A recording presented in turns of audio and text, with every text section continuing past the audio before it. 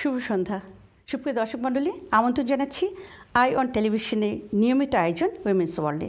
প্রতিবারের মতো আমি শামিমা মিতা রয়েছি আপনাদের সাথে স্কাই চ্যানেল 782 অথবা আই অন টেলিভিশনে অফিসিয়াল ফেসবুক লাইভে পৃথিবীর যে কোনো প্রান্ত থেকে এই মুহূর্তে যারা আমার সাথে রয়েছেন অথবা সব সময়ই আমাদের সাথে থাকেন, তাদের সকলের জন্য রইল শুভেচ্ছা, ভালোবাসা এবং সেই সাথে কৃতজ্ঞতা। আজ এই মুহূর্তে আমরা খুব একটা কঠিন সময়ের মাঝ দিয়ে জীবন অতিবাহিত করছি। কোভিড নামে অদৃশ্য যে দানব, তার কাছে বারবার হার মেনে যাচ্ছে মানব জাতি। সকল আধুনিক প্রযুক্তি, সকল আবিষ্কার এবং সকল বুদ্ধিদীপ্ত সকল কাজকর্ম, প্রতিদিন হাজার হাজার মানুষের মৃত্যুর মিছিলে সামিল হচ্ছে আপনার আমার কারো কারো আপনজন, প্রিয়জন। তাদের সকলে কান্নায় বুক ভরে ওঠে আমাদের। তারপরও আমাদের মাঝে আমাদের লক্ষ্য করছি যে প্রচণ্ড সচেতনতার অভাব। কিভাবে আমরা আরও সচেতন হব, কিভাবে আমরা এই মহামারী থেকে, এই বিপদ থেকে, এই কঠিন সময় থেকে পরিত্রাণ পাব, কিভাবে রক্ষা পাবে এই মানব জাতি এই কোভিড-19 নামক এই কঠিন জীবাণু থেকে। এইসব বিভিন্ন বিষয় নিয়ে আমরা আজ কথা বলবো আমাদের আজকে এই অনুষ্ঠানে।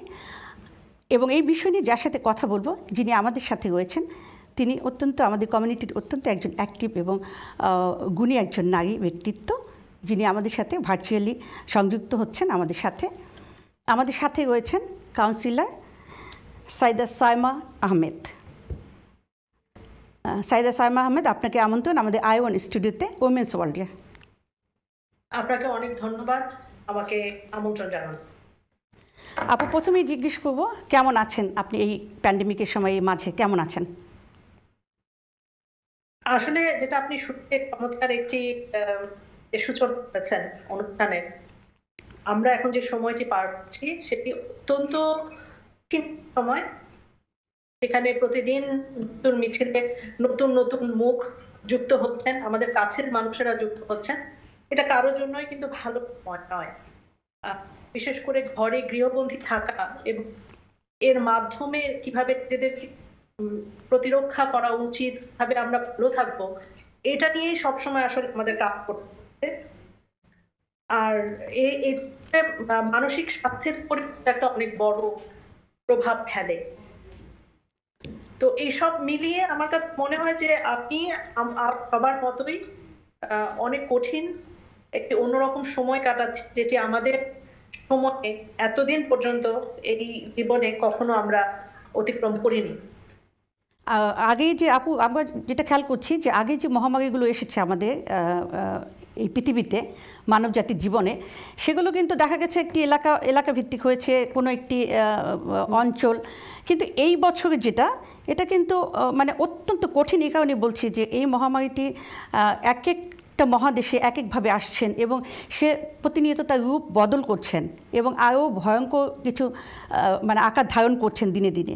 তো এই যে এত কিছু মাঝে আপনি একজন কাউন্সিলর, আপনার পরিচয় অবশ্যই শুধু কাউন্সিলর নন, আপনি আমাদের সমাজে অত্যন্ত একজন অ্যাক্টিভ যে নারী ব্যক্তিত্ব বলবো, কাজ করছেন বিভিন্ন জায়গায়, বিভিন্ন সেক্টরে।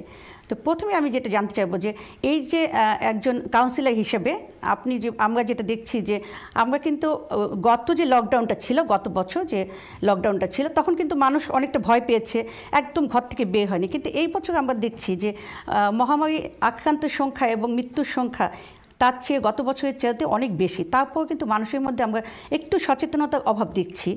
মানুষ ঘর থেকে বের হচ্ছে এবং আগের মতো সেই ভয়টা তারা পাচ্ছে না। এটা কি মনে করেন আপনি, কেন মানুষ এভাবে একটু অসচেতন, যেটা বলবো, তাদের মধ্যে দেখা যাচ্ছে? দেখুন, দ্রুত যেটা বলা হয়েছে যে এটি আসলে অতিমার, হ্যাঁ, কারণ এটি পৃথিবীর জুড়ে একাধিক মহাদেশে এর ব্যাপ্তি ঘটেছে, সংক্রমণ ঘটেছে এবং কোনো কোনো দেশকে কোনো ভাবে ক্ষতিগ্রস্ত করলেও এর যে প্রভাব, সব পরিসরে অর্থাৎ সবখানে মৃত্যু হয়েছে, সবখানে সংক্রমণ হয়েছে। এভাবে যদি আমরা ধরে নেই, তাহলে আমরা দেখবো যে এই এমন একটি ভাইরাস, যেহেতু এটি দেখে নতুন, এ কারণে এর সংক্রমণ বা এর যে প্রতিক্রিয়া, এটি কিন্তু অনেক বেশি। তো কাজেই নতুন যখন ধারা আসবে এটাকে মিউটেশন বলে, অর্থাৎ এটি মানব দেহে যখন দ্বিতীয় ধাপে প্রবেশ করবে তখন এটি কিন্তু মানব দেহের সাথে পরিচিত হয়ে যাচ্ছে, এবং এ কারণেই কিন্তু এই সংক্রমণের এক এক রকম ভাবে এক এক রকম প্রভাব বিস্তার হচ্ছে। আমাদের এখানে শুরুতে যখন আমরা দেখেছি আমাদের বিশেষ যে সবাই বলছেন যে বেইন কমিউনিটিতে সবচেয়ে বেশি আক্রান্ত। জি, সেই সাথে আপনি যেহেতু সেই সাথে যেহেতু আপনি রেড ব্রিজ কাউন্সিলে আছেন, একজন কাউন্সিলর, রেড ব্রিজে আক্রান্ত সংখ্যা কিন্তু খুব বেশি। হ্যাঁ হ্যাঁ, রেড ব্রিজ হচ্ছে লন্ডনের অন্যতম হাইয়েস্ট ইনফেকশন রেট, এবং একই সাথে এখানেও কিন্তু অনেক মৃত্যুও ঘটেছে। জি। তো এখনো আমরা প্রতিদিনই কোনো না কোনো ভাবে চেষ্টা করছি যে জনগণের সাথে এই সংক্রমণ রোধে তারা যাতে আরো সচেতন হন। আপনি দেখবেন স্কুলগুলোকে আমরা সরকারি ঘোষণা আসার অনেক আগে থেকে কিন্তু এনকারেজ করেছি যাতে তারা বন্ধ হয়ে অফলাইন ট্রেনিং এ চলে। আমাদের লিডার যিনি তিনি কিন্তু শুরু থেকে স্কুলগুলোর সাথে ফেইথ গ্রুপ যারা রয়েছেন তাদের সাথে যোগাযোগ করেছেন যাতে তারা এখানে মানুষ একত্রিত হন। হ্যাঁ, যেমন আমাদের সন্তান অথবা কেউ প্রেয়ারে যাচ্ছেন, গুরুদুয়ারা বলি আমরা বা চার্চ বলি, এসব জায়গাগুলোতে সংক্রমণের সংখ্যা বেশি। জি। তো এই কারণেই বলা হয়েছিল যে তারা তাদের সার্ভিসগুলো বন্ধ রাখে, এবং এবারও কিন্তু সেটা বলা হলো। যেটা সমস্যা সেটা হচ্ছে যে অনেকে আসলে ভাবছেন হয়তো যে এটা এখনো যেহেতু আমাদের হয়নি তাহলে হয়তো হবে না। হ্যাঁ, এবং এই যে হয়নি হওয়ার যে একটা ভয়, সেই ভয়টা আমার মনে হয় আমাদের মধ্যে এখনো এত বড় করে আসে।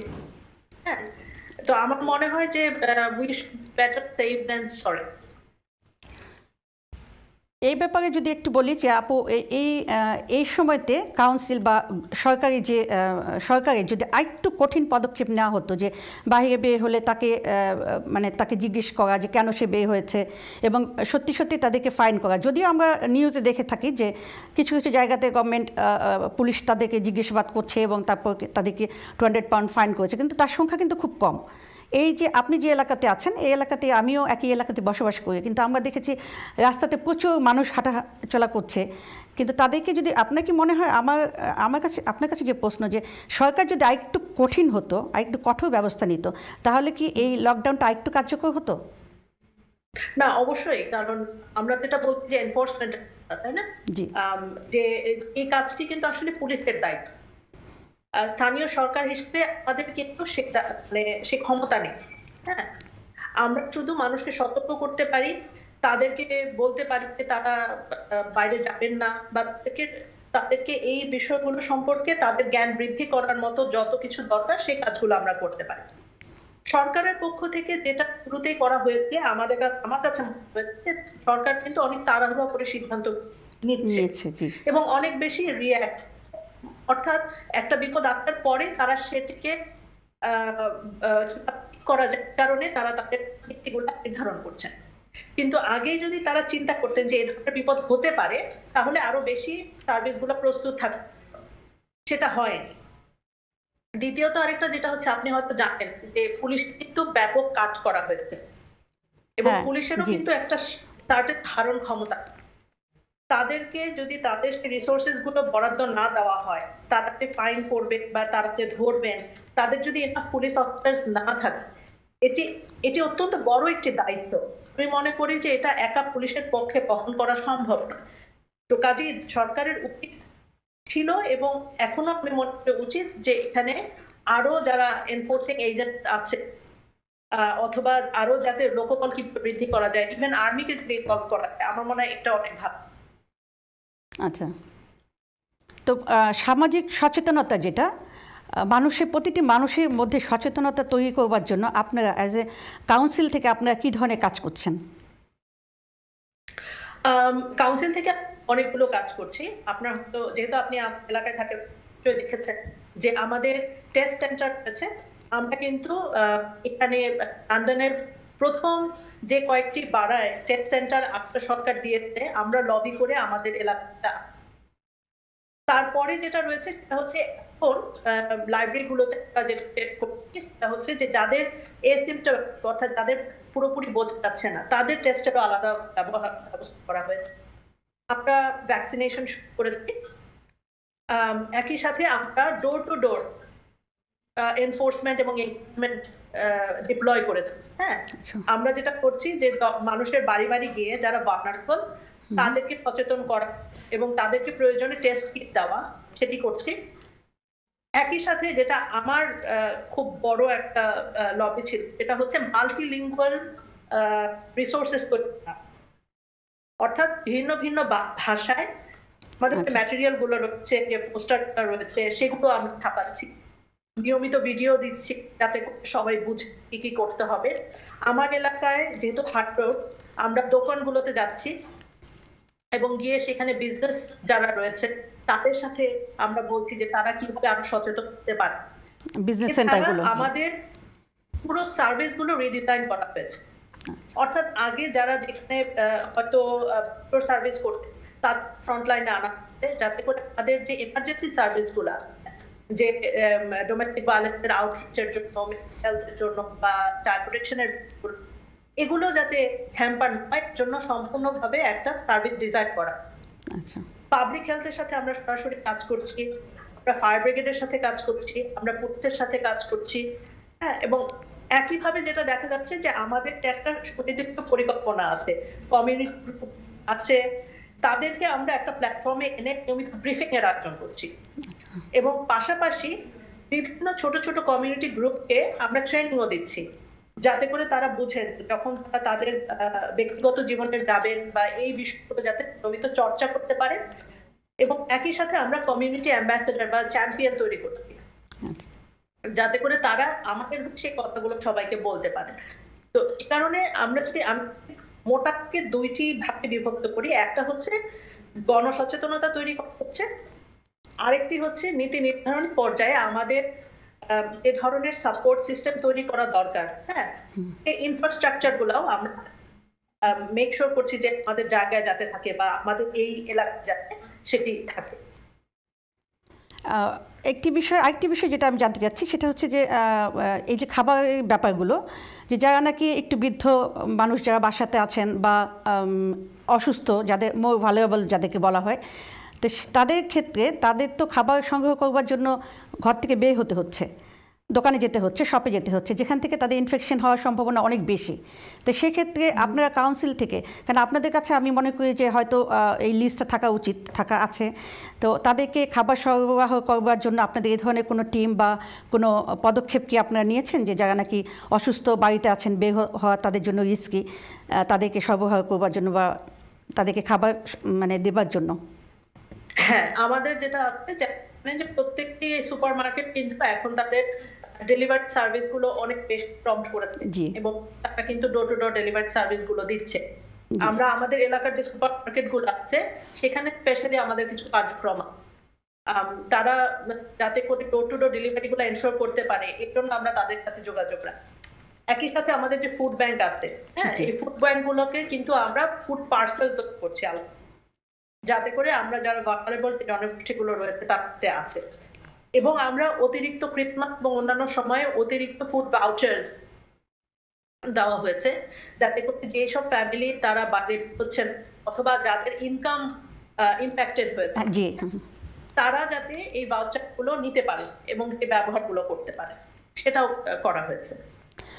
আপু, এবার আসছি একটু ভ্যাকসিনের ব্যাপারটা। আপনি যেটা বললেন যে আপনারা ভ্যাকসিনেশন শুরু করেছেন, তো এই প্রথমে জিজ্ঞেস করবো যে এই ভ্যাকসিনের ব্যাপারে আপনি ব্যক্তিগতভাবে, মানে আপনি যা দেখছেন, কতটুকু আশাবাদী, কতটুকু কার্যকর হচ্ছে? আমি মনে করি যে ভ্যাকসিন এখন পর্যন্ত যে ভ্যাকসিনেশন হয়েছে এটা একটা আশার কথা, কারণ আমাদের আসলে কি আমাদের বিজ্ঞানের উপর ভরসা করতে হবে।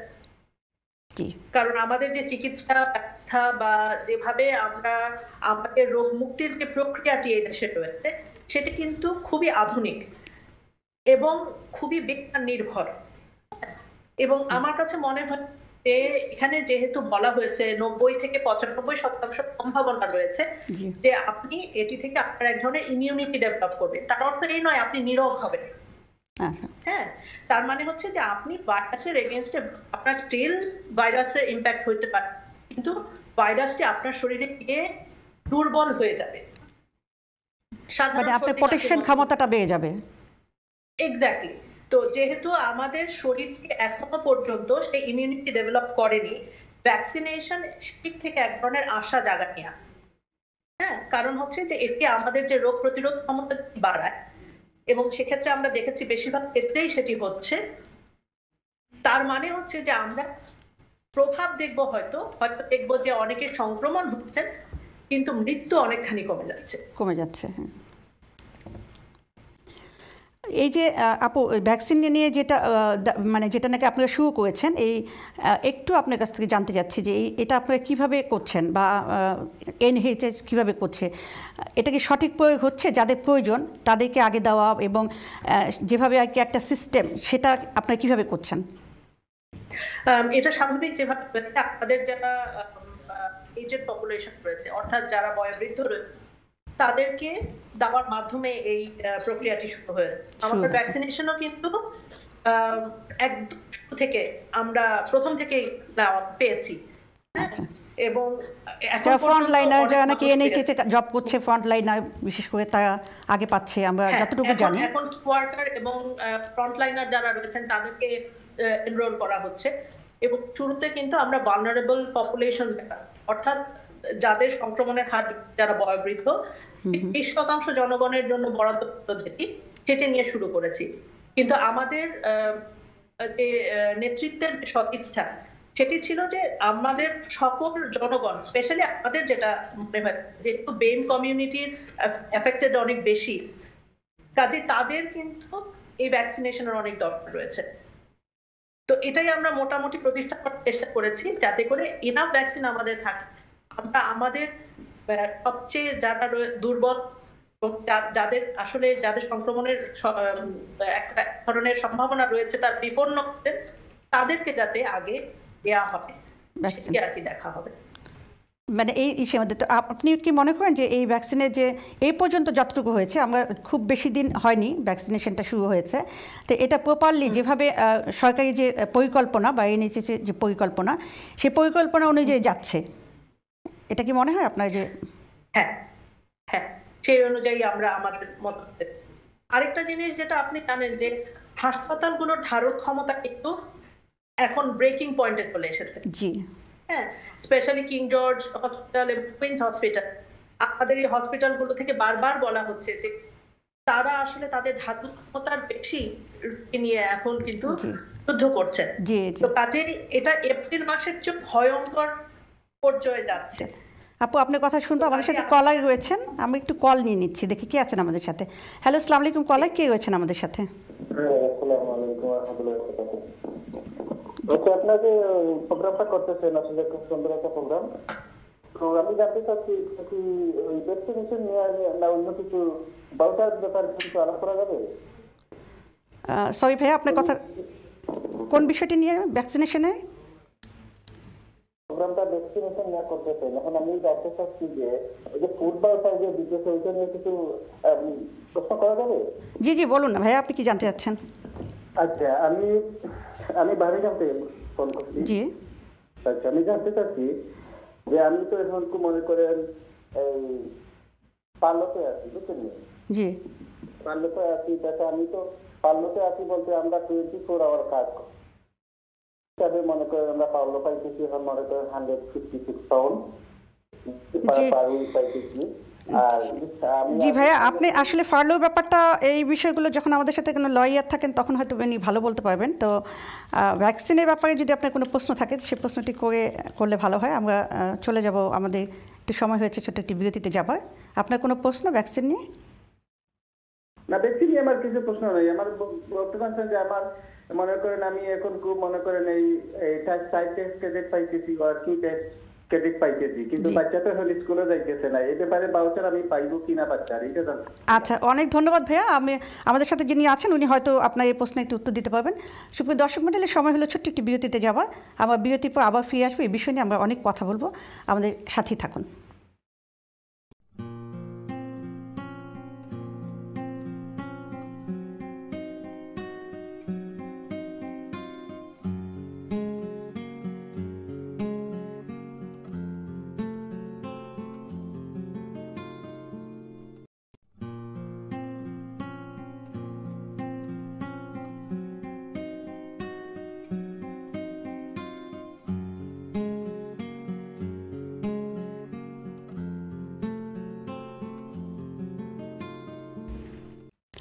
ছোট্ট একটি বিরতির পর আবার ফিরে এলাম আমি শামীমা মিতা ওমেন্স ওয়ার্ল্ড নিয়ে। আবার কথা বলছিলাম আজ আমাদের কমিউনিটি অত্যন্ত একজন গুণী নারীর সাথে, আমাদের ইলফোর্ড নর্থে কাউন্সিলর সাইমা আহমেদ, ওনার সাথে কথা বলছিলেন। আমরা কথা বলছিলাম এই কোভিডের বিভিন্ন দিক নিয়ে। আসলে আমরা যে একটি ভয়াবহ একটি সময় পার করছি, তার মাঝে আমাদের মধ্যে আরও অনেক সচেতনতার প্রয়োজন এবং সচেতনতা বৃদ্ধি করা প্রয়োজন সেই বিষয়গুলো নিয়ে, এবং কাউন্সিল কীভাবে মানুষকে, জনগণকে সচেতন করার জন্য এবং তাদেরকে সাপোর্ট করছে সেই বিষয়গুলো নিয়ে। বিরতিতে যাবার আগে আমাদের সাথে একজন কলার ছিলেন, আমি সাইমা আপার কাছে যাচ্ছি যে আমাদের সাথে একজন কলার ছিলেন, তার একটি প্রশ্ন, উনি বার্মিংহাম থেকে ফোন করেছিলেন।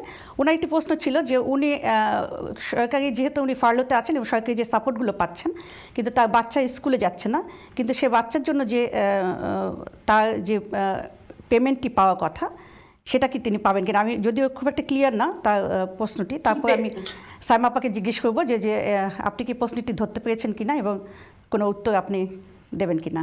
না, আমি আসলে ঠিক বুঝতে পারি উনি বাচ্চার জন্য কি পেমেন্ট, উনি জিজ্ঞেস করছিলেন যে বাচ্চার জন্য সে কোনো ভাউচার পাবেন কিনা।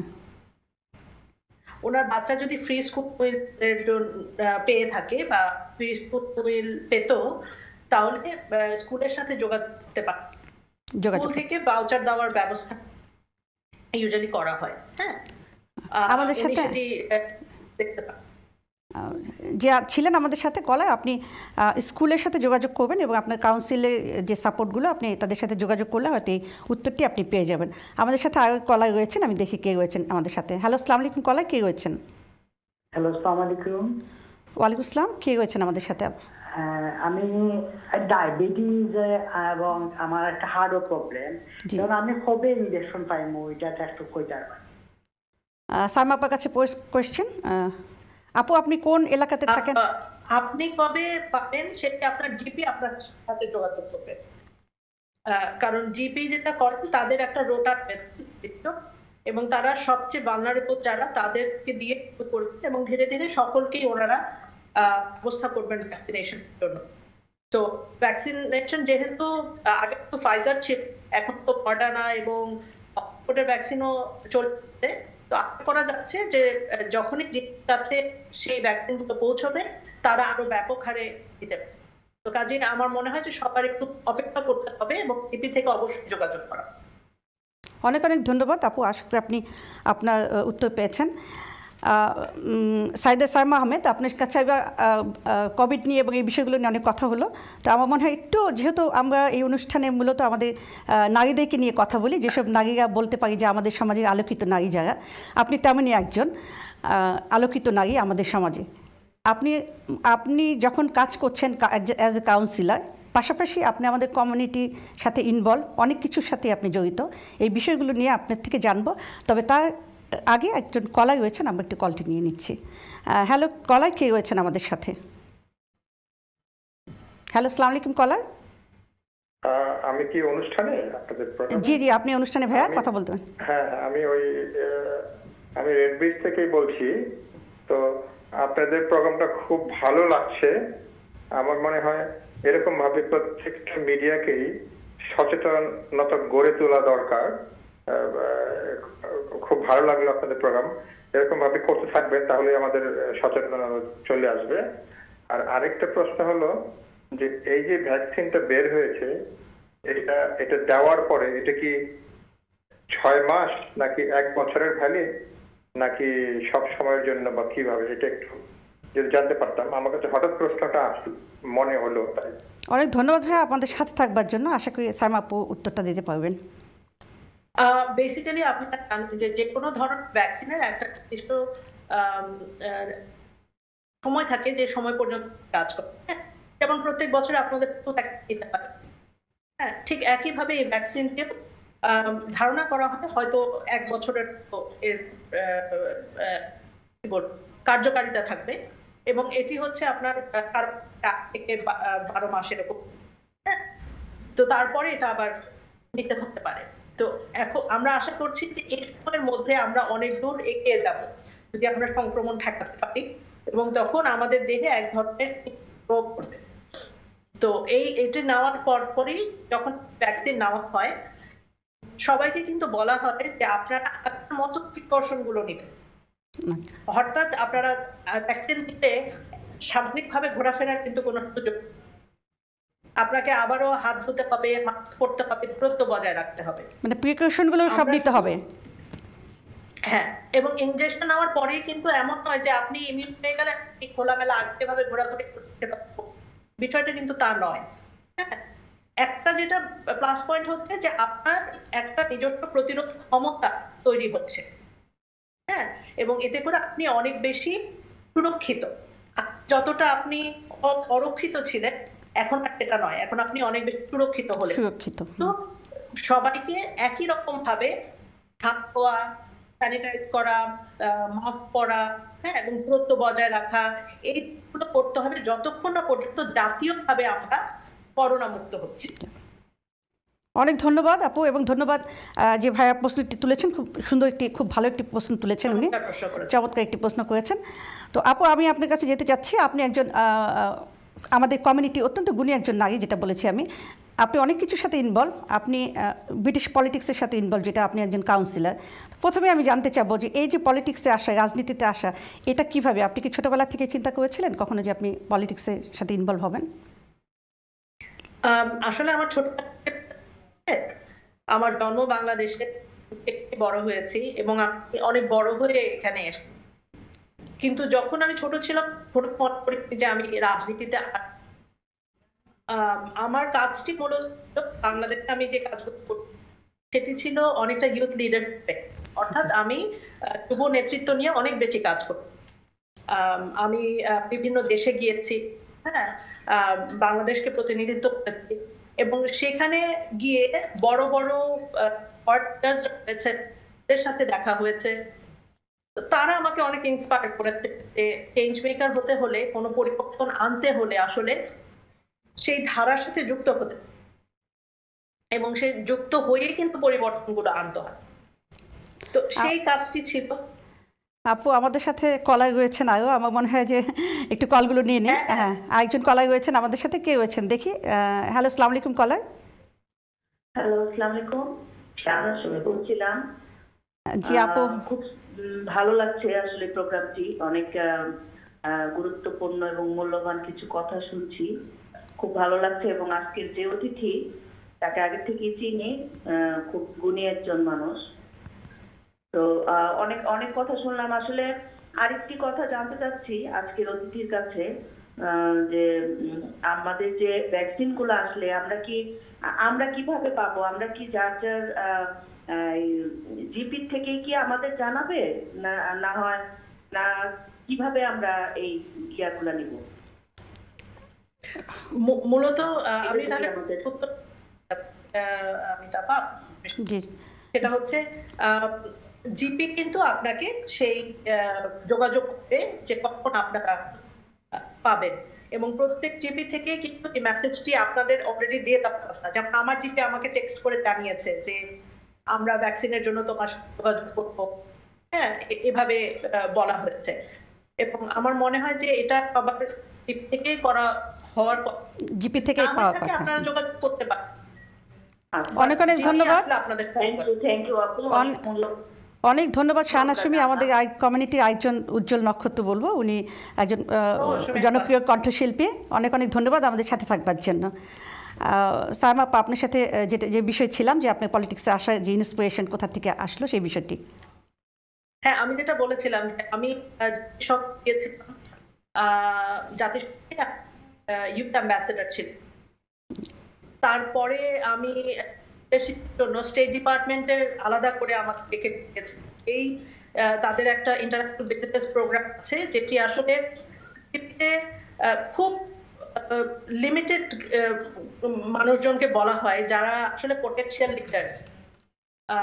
কয়েকটি উদাহরণ দিলে আপনারা হয়তো বুঝবেন, যেমন ভুট্টোস গান্ধী, টনি ব্লেয়ার, ম্যান্ডেলা এবং বঙ্গবন্ধু পর্যন্ত এই স্কিমে গিয়ে। তো আমার অত্যন্ত সৌভাগ্য যে আমি সিলেক্টেড হয়েছিলাম, এবং পরে সেখানে গিয়ে খুব ভালো একটা প্রোগ্রাম ছিল, যে বিভিন্ন স্টেট ডিপার্টমেন্ট কিভাবে কাজ করে, সরকার কিভাবে করে, এগুলো প্রত্যক্ষভাবে দেখার সুযোগ হয়েছে। সেটা একটা বড় ইন্সপিরেশন ছিল। তারপরে আমি আপনার একটা লিডারশিপ প্রোগ্রাম ছিল, এরকম ইন্টারন্যাশনালি আমরা ইউথ পার্লামেন্টের সাথে কাজ করি। তো ওই যে শুরুর বীজটা আসলে তখনই আসলে বপন হয়েছিল যে কিভাবে আমরা যাবো কি যাবো না, এটা বাংলাদেশে কখনোই আমার সেই বীজ যে বপন হয়েছিল সেখান থেকেই আপনি এখন আমাদের এই ব্রিটিশ পলিটিক্সের সাথে ইনভলভ এবং একজন কাউন্সিলর, এবং বলা যায় যে একদম অনেক ইয়াং বয়সে আপনি ইলফোর্ড নর্থ, যেখানে প্রচণ্ড অন্যান্য দেশি যারা আছেন তাদের মধ্যেও তাদের সাথে কম্পিটিশন করে আপনি ইলেকশন করে এখানে এসেছেন। তো আপনার কাছে জিজ্ঞেস করবো যে একজন পলিটিশিয়ান হতে হলে তার প্রথম কোন যোগ্যতাটা বা কি গুণটা থাকা উচিত একজন নারী বিশেষ করে? আমি মনে করি লিডারের পুরুষ নাটছে এটা সবারই একটা প্রথম যে গোল, সেটি হচ্ছে সবার আগে একজন ফলোয়ার হওয়া। হ্যাঁ, আমি মনে করি যে নেতা তাকে আগে শিষ্য হতে হয়, শিষ্য হয়ে তাকে জানতে হয় যে আপনি তৃণমূল কি কাজগুলো হয় সেটি জানেন। আমি কিন্তু একদম তৃণমূল থেকে উঠে এসেছি, আমার কাজটা একদম তৃণমূল থেকে। আমি জাতীয় পর্যায়ে কাজ করেছি, আন্তর্জাতিক পর্যায়ে কাজ করেছি, কমিউনিটি পর্যায়ে কাজ করেছি। তো কাজে বিভিন্ন পর্যায়ে কাজ করে আমি অভিজ্ঞতা অর্জন করেছি। 25 বছর আমি ভলান্টিয়ারিজমের সাথে যুক্ত, এখনো আমি ভলান্টিয়ার হিসেবে। আমার যে অর্জন এটি এই কাজের মাধ্যমে।